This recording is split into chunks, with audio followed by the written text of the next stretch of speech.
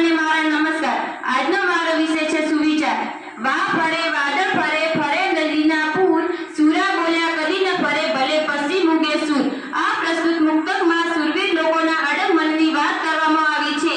એક સમય હવામાનમાં પલટો ખાતા વાયુ અને વાદળ પણ ફરી જાય છે।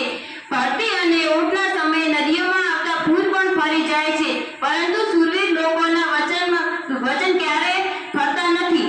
સૂરજ પણ પશ્ચિમ દિશામાં ઉગી જાય છે, પરંતુ સુરવીર લોકોના વચનો એકમાંથી બે થતા નથી। રાજા હરિશ્ચંદ્રનું જ્વલિત ઉદાહરણ છે। રાજા હરિશ્ચંદ્રે પોતાના વચનોને પાળવા માટે પોતાના પુત્રો અને પત્નીને પણ દાનમાં આપી દીધા હતા, અને ભગવાન શ્રી રામે પોતાના વચનને પાળવા માટે અયોધ્યા નગરીથી દૂર 14 વર્ષનો વનવાસ કાઢ્યો હતો। તેથી જગત તેને પૂજનીય માને છે। આપણે આપણા વચનો પરથી ફરી ક્યારેય જવું જોઈએ નહીં। જે લોકો પોતાના વચનો પરથી ફરી જતા નથી, તે જ લોકો આગળ વધી શકે છે। બસ અસ્તુ। જય હિન્દ, જય ભારત।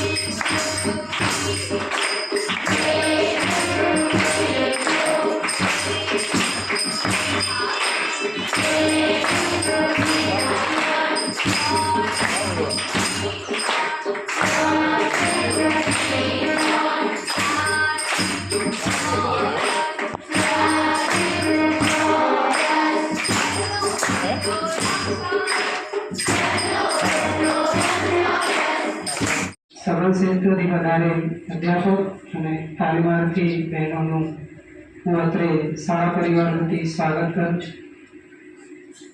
વિશેષ કે આપણી સાથે 20 તારીખ સુધી રોકાવાના છે અને એમના જે ખાસ આયોજન મુજબ આપણે વર્ગ કાર્ય આપણને કરવાના છે, તો આપણે એમની પાસેથી શીખીએ અને આપણને એક ક્ષેત્રમાં રુચિ હોય તો વધારે શીખીએ. આપણે હમણાં શિક્ષક દિનની ઉજવણી કરી તો 62 જણે શિક્ષક બનવાનું હતું, તો એ લોકો વિશેષ રસ લઈને શીખે, કંઈક ને કંઈક આપણને શીખવતા જાય છે.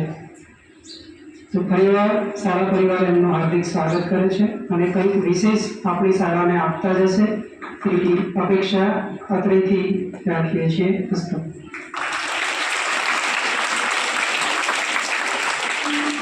Yeah, I like